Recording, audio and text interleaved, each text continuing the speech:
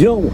What's up again mga kakusot, mga karpintero at mga karpintera, and you're now watching here again in our channel Karpintero Pinoy TV by GCS Woodwork. So and guys, for today's vlog, isa namang client from USA ang tumawag sa atin, no? So yung client natin to is matagal na natin kausap. Then ayun nga, ngayon lang siya nagkaroon ng time para ipagawa ang kanyang unit. So shoutout nga pala sir sa inyo. Buhay kayo dyan and keep safe lagi. Maraming salamat sa tiwala. So ayun guys, no, ang papagawa niya sa atin is yung kanyang mga bedrooms. So yung bedrooms niya is repainting. Yung bedroom 1 and yung master bedroom, meron tayong gagawin dyan na TV rack and closet na mirror yung door, then yung kanyang ceiling.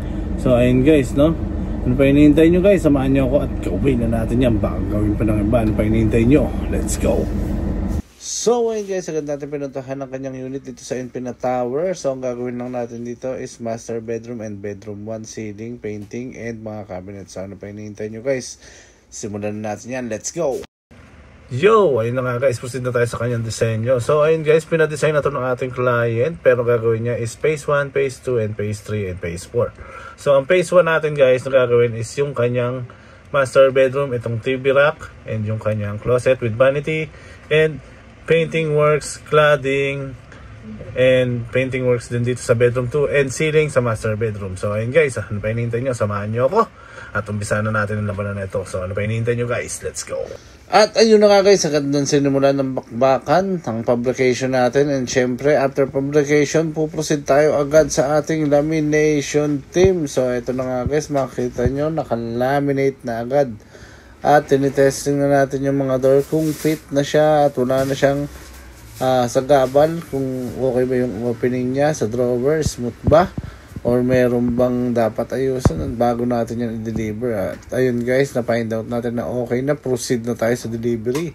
So ayun nga guys, dadalhin nga pala natin to dyan yan sa Infinite Tower sa Project 4. So ayun guys, ay ito na nga at dumating na nga tayo mismo dito sa kanyang unit. At ito na, as you can see, nagpe-prepare na ang ating mga karpinterong Pinoy. At handa na sa bakbakan na gagawin natin dito yan sa Infinite Tower. Ito guys, una natin gagawin, syempre kailangan natin natagan ng lona para hindi magasgas yung sahig natin. So may blue sack tayo lagi na preparasyon dyan.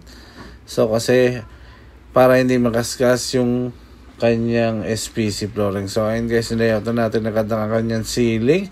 Nang sa ganun is masimulan natin. Ito na nga guys, nakasagad natin ang framing and yung kanyang board. Siyempre, electrical natin andyan na rin, nakaabang. At mamaya makita nyo, paiilawin na natin agad dyan once na ma-take over na ng ating electrical. So ayun guys, no, as you can see, mabilis lang naman yung gawin at madali lang. So ayun guys, no, puproceed naman tayo syempre after that sa electrical and sa ating painting works. So ayun guys, as you can see, nakabit na rin yung mga cabinet and TV rack.